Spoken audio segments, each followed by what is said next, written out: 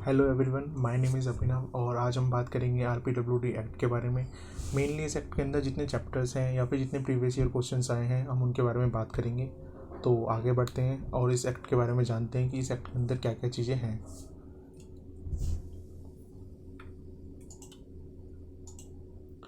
Introduction. सबसे पहले RPWD का इंट्रोडक्शन ये है, the rights of person with disability act 2016। इसमें जो था कि जो लिखा जो मेन है इसमें जो disability legislation pass by India parliament, जो इंडिया ने अपना जो एक तरीके का कानून पास किया था वो उन लोगों के लिए किया था जो पर्सन विद डिसेबल्ड हैं। एंड जो इसमें लिखा हुआ है United nation convention on the right of person with disabilities, ये जो एक्ट है हमारा आरपीडब्ल्यूडी एक्ट, ये 27 दिसंबर 2016 को एक्ट मतलब फोर्स मतलब ये आया था, लागू कर दिया गया था। And then whereas the UNCRP adopted its conventions on the rights of person with disabilities। जो UNCRPD वाले हैं उन्होंने 13 दिसंबर 2006 को अपने जो RPWD को लेकर जो उनके कन्वेंशन थे वो उन्होंने लिए थे। आगे बढ़ते हैं मेन डेट्स पर। मेन डेट्स में जो सबसे पहले है केम इनटू फोर्स 27 दिसंबर 2016। ये आपके DSSP के लिए मेन बहुत ही इम्पॉर्टेंट है। अगर आप चाहते हो कि आपके एग्ज़ाम के अंदर मतलब ये मेन चीज़ें हैं इंपॉर्टेंट, आपको ये पढ़नी पड़ेगी। आप इसकी स्क्रीनशॉट भी ले सकते हो और आप चाहो तो आप इसको लिख भी सकते हो। इसमें केम इनटू फोर्स जो आया था, लागू हुआ था, वो हुआ था 27 दिसंबर 2016 को। Act number 49 passed by Rajya Sabha 14 December 2016, passed by Lok Sabha 16 दिसंबर 2016। और UNCRPD ने जो अपने कन्वेंशन जो मैंने पिछला भी बताया उसमें लिए थे 13 दिसंबर 2006 में।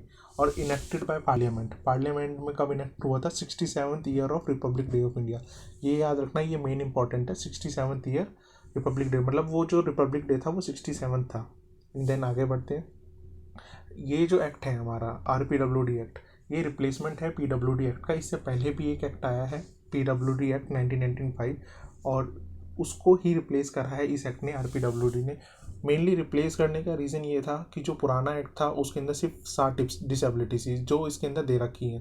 फर्स्ट डिसेबिलिटी थी ब्लाइंडनेस, सेकंड थी लो विजन, थर्ड थी लेप्रोसी, फोर्थ थी हियरिंग इम्पेयरमेंट, फिफ्थ थी लोकोमोटर डिसेबिलिटी, सिक्स थी मेंटल रिटार्डेशन एंड सेवन्थ थी मेंटल इलनेस। ये आपके एग्जाम में भी आते हैं, नॉर्मल डीएड के एग्जाम में भी आते हैं। बाकी गवर्नमेंट में अभी तक ऐसा कोई क्वेश्चंस नहीं आया कि स्पेसिफिक पूछे कि कौन सी डिसेबिलिटीज़ आपकी पीडब्ल्यूडी के अंदर है, पर लेकिन नॉर्मल डीएड के एग्ज़ाम्स में जो डिप्लोमास के एग्ज़ाम्स होते हैं उनके अंदर आती है। आगे बढ़ते हैं हम नेक्स्ट स्लाइड पे। मेन प्रिंसिपल्स क्या है? Respect for inherent dignity, individuals autonomy including the freedom to make own choices and independence of persons. मतलब जो पर्सन विद डिसेबिलिटीज़ हैं उनकी एक अपनी डिग्निटी, मतलब उनकी एक वैल्यू होती है जो कोई मतलब आपस में कोई उनको ख़राब, मतलब डिग्निटी इन द सेंस कि कोई भी लोग उनको चढ़ा नहीं सकते, किसी भी चीज़ के लिए टीज़ नहीं कर सकते। इंडिविजुअल ऑटोनॉमी कहीं भी आ जा सकते हैं और नॉन डिस्क्रिमिनेशन, कहीं पे भी जाएँ तो डिस्क्रिमिनेशन ना हो उनकी किसी भी चीज़ के आधार पे कि वो किसी भी डिसेबिलिटीज़ से हैं। And then full and effective participation and inclusion in society, कहीं पे भी जाएँ फुल पार्टिसिपेशन होना चाहिए और इंक्लूजन होना चाहिए। Respect for difference and acceptance of persons with disabilities, human diversity. ये जो मेनली ये जो पॉइंट हैं ये आपके एग्जाम पॉइंट ऑफ व्यू के लिए हैं, डीएड एग्जाम्स के लिए। बाकी आप इनके एक्ट के लिए इक्वालिटी होनी चाहिए, एक्सेसिबिलिटी होनी चाहिए, कहीं पे भी आने जाने पे रोक ना हो। बाकी आगे पढ़ते हैं।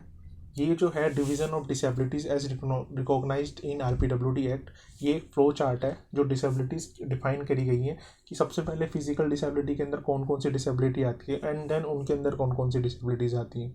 सेकंड, आईडी के अंदर कौन कौन सी आती हैं। ये पूरा आपको चार्ट है, आप चाहें तो स्क्रीनशॉट ले सकते हैं। ये आरपीडब्ल्यूडी के अंदर दे रखा है। ये मतलब आपको मिलेगा नहीं, बट नॉर्मल आरपीडब्ल्यूडी ने जो अपने डॉक्यूमेंट्स इशू करे हैं उसके अंदर ये दे रखा है फ्लो चार्ट। देन आगे बढ़ते हैं। ये है आरपीडब्ल्यू 21 डिसेबिलिटीज़ जो स्पेसिफिक मैं आपको पढ़ाऊँगा आगे आने वाली वीडियोज़ में। तो ये आप देख सकते हैं कि फिजिकल डिसेबिलिटीज़ के अंदर 6 डिसेबिलिटीज़ आती हैं, विजुअल के अंदर 2 आती हैं, blindness and low vision, speech के अंदर 1 आती है, हियरिंग के अंदर भी 1 आती है, आईडी के अंदर 2 आती हैं, specific learning disability and autism spectrum disorder. And then आप मेंटल बिहेवियर, इसके अंदर जो है टोटल 7 आती हैं, आप गिन भी लेंगे। देन आगे बढ़ते हैं। फिजिकल डिसेबिलिटीज़ के अंदर कौन कौन सी आती है? फर्स्ट आती है लोकोमोटर डिसेबिलिटी, आप देख भी रहे होंगे। सेकंड आती है लेप्रोसी, थर्ड आती है सेरेब्रल पाल्सी, फोर्थ आता है ड्वार्फिज्म, फिफ्थ आता है मस्कुलर डिस्ट्रॉफी, सिक्स आता है एसिडेटिक विक्टिम। आप देख सकते हैं लोकोमोटर डिसेबिलिटीज़ में मेन जो लोग चल फिर नहीं सकते, लेप्रोसी में जिनके हाथ गले हुए हैं या फिर हाथों में कुछ प्रॉब्लम है, सेरेब्रल पाल्सी भी आप देख रहे हैं, फोर्थ ड्वार्फिज्म है जिनको हम बोना भी कहते हैं, जिनकी हाइट कम रहती है, फिफ्थ मस्कुलर डिस्ट्रॉफी है, सिक्स्थ एसिड अटैक विक्टिम है। आगे चलते हैं, आगे है विजुअल इम्पेयरमेंट। विजुअल इम्पेयरमेंट के अंदर दो आते हैं, एक आती है ब्लाइंडनेस एंड सेकंड आता है लो विजन, जो आपको स्क्रीन पे दिख भी रहा होगा। आगे चलते हैं, स्पीच एंड लैंग्वेज डिसेबिलिटी में मेनली एक ही आता है, स्पीच लैंग्वेज डिसेबिलिटी। आगे हियरिंग इम्पेयरमेंट है, हियरिंग इम्पेयरमेंट में दो आते हैं बट लेकिन एक ही बोला जाता है, deaf and hard of hearing same ही है, जिसमें HI के अंदर ही आ जाते हैं। आगे चलते हैं इंटेलेक्चुअल डिसेबिलिटी पे। इंटेलेक्चुअल डिसेबिलिटी में सबसे पहला है specific learning disability and the second one is autism spectrum disorder, ये दो आती हैं। बाकी mental behaviour, neurological and blood disorders के अंदर ये आपकी सारी डिसेबिलिटीज़ आती हैं। 13 नंबर पे है मेंटल इलनेस, 14 पे है क्रॉनिक न्यूरोलॉजिकल कंडीशन, 15 पे है मल्टीपल स्क्लेरोसिस, 16 पे है पार्किंसन डिजीज़। आगे बढ़ते हैं, 17 पे है ब्लड डिसऑर्डर, 18 पे है हेमोफीलिया, 19 पे है सिकल सेल डिजीज़, 20 पे है थैलेसीमिया और 21 पे है मल्टीपल डिसेबिलिटीज़। मैं सारी डिसेबिलिटीज़ आपको वन बाय वन एक्सप्लेन करूँगा आगे आने वाली वीडियोस में, बाकी आप मेन RPWD के अंदर आप इसको पढ़ सकते हैं। आगे मैं बढ़ता हूँ वीडियो के लिए। आगे RPWD के अंदर टोटल 17 चैप्टर्स हैं जो आपके दे रखे हैं, जो गवर्नमेंट ने इशू किया है, अपना जो फॉर्मेट है गवर्नमेंट का, जो या फिर गवर्नमेंट का जो डॉक्यूमेंट है मेन, उसके अंदर मैंने जो जितने भी पॉइंट्स बनाए हैं वो है टोटल 17 चैप्टर्स। आप फर्स्ट चैप्टर पे अगर आप आएंगे तो फर्स्ट चैप्टर के अंदर जो भी मेन पॉइंट है एग्ज़ाम पॉइंट ऑफ व्यू के लिए वो मैंने डाल रखे हैं। सबसे पहला है कि स्पेसिफिक 40% स्पेसिफिक डिसेबिलिटी होनी चाहिए, अगर उसको डिसेबिलिटी कहा जाएगा तो उसके लिए 40% डिसेबिलिटी होना बहुत ज़रूरी है, ठीक है। सेकंड पॉइंट है person with benchmark disability certified under clause A of subsection section 2 of section 58, ये मेन आप लिख सकते हैं एग्जाम पॉइंट ऑफ व्यू के लिए आपके लिए, ठीक है। एंड देन थर्ड पॉइंट है एनी ट्रस्ट सोसाइटी और non profit company working for the welfare of the person with disability duly registered under an act of parliament और ए स्टेट लेजिस्लेचर, मतलब वो हमारे एक्ट के अंदर जो भी कंपनी है वो रजिस्टर्ड होनी चाहिए, या फिर कोई भी सोसाइटी है या फिर विधानसभा जो स्टेट लेजिस्लेचर है उनके अंदर वो कंपनी रजिस्टर्ड होनी चाहिए। आगे पढ़ते हैं चैप्टर 2 पे। चैप्टर 2 के अंदर ऐसा कोई मेन पॉइंट नहीं है बट लेकिन थियोरेटिकली पॉइंट्स दे रखे हैं।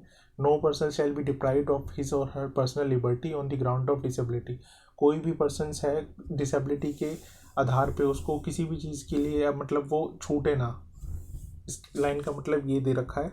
सेकेंड लाइन का मतलब है providing protective custody to the person with disability, मतलब उनको प्रोटेक्टिव कस्टडी देना कि ऐसा ना हो वो किसी भी चीज़ से वंचित रह जाएं या फिर उनको किसी चीज़ की कमी हो। एंड देन थर्ड पॉइंट पे पढ़ते हैं to provide maintenance to such person with disability, उन जो भी पर्सन विद डिसेबिलिटीज़ है उनको मेंटेनेंस प्रोवाइड करना।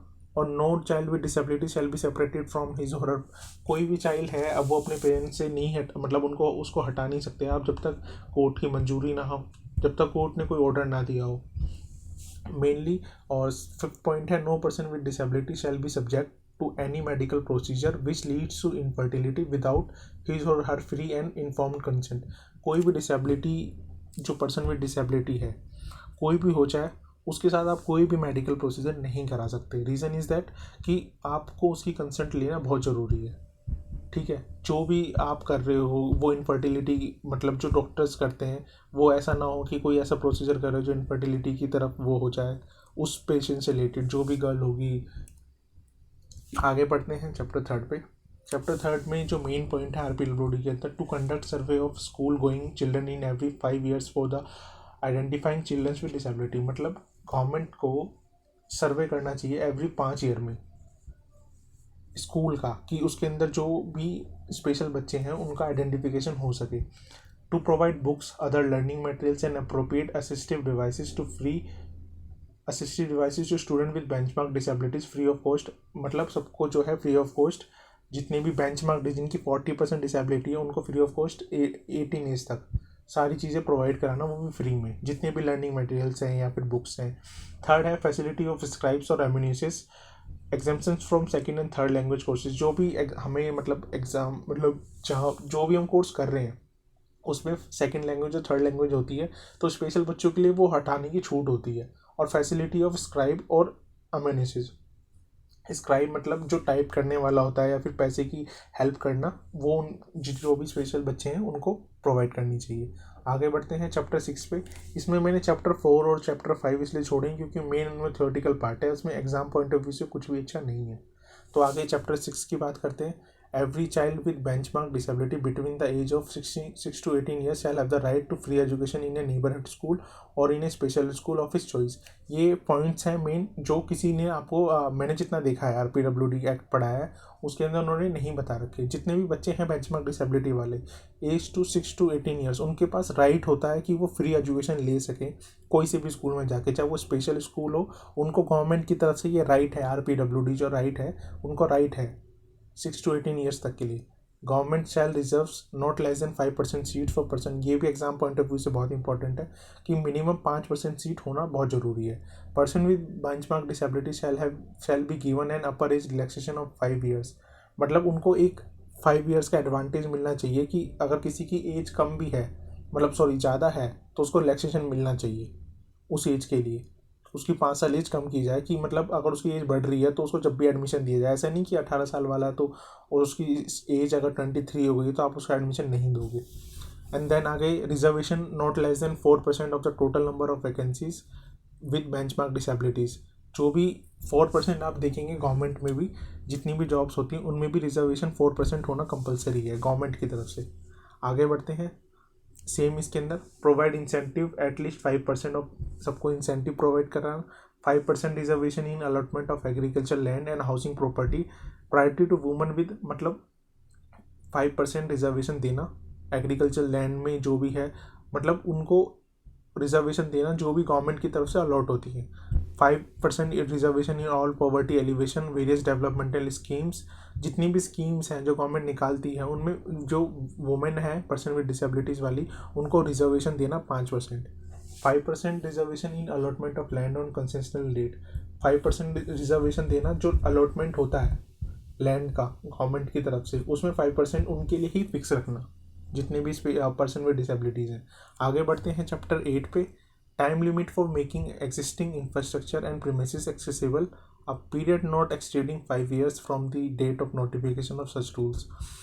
जो भी टाइम लिमिट है PWD जो स्टूडेंट हैं स्पेशल बच्चे हैं उनके लिए जो प्रीमिसेस है, जो भी उनके लिए चीज़ें अलॉट हुई हैं वो 5 ईयर से ज़्यादा, मतलब 5 साल से ज़्यादा लंबा नहीं खींचना चाहिए, उसके अंदर ही सब कुछ होना चाहिए। मेन इस पॉइंट के अंदर ये दे रखा है, एग्ज़ाम में आ सकता है बट आप नॉर्मली इसके जो मैंने ब्लू कलर का जो हाईलाइट कर रखा है वो मेन पॉइंट लिख सकते हैं एग्जाम पॉइंट ऑफ व्यू के लिए। बाकी आगे बढ़ते हैं चैप्टर 16 पे। Punishment for contravention of provision of act और रूल्स और regulation. First contravention to be punishable with fine which may be extend to 10,000 rupees and for any subsequent contravention along with fine which shall not be less than 50,000 but may extend to 5 lakh rupees.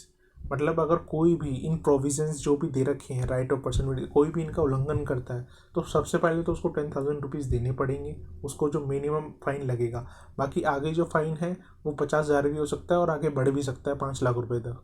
वो depend करता है कि उन्होंने क्या, मतलब main fine क्या करा है, किस तरीके का कॉन्ट्रावेंशन करा उसी के बिहाफ पे।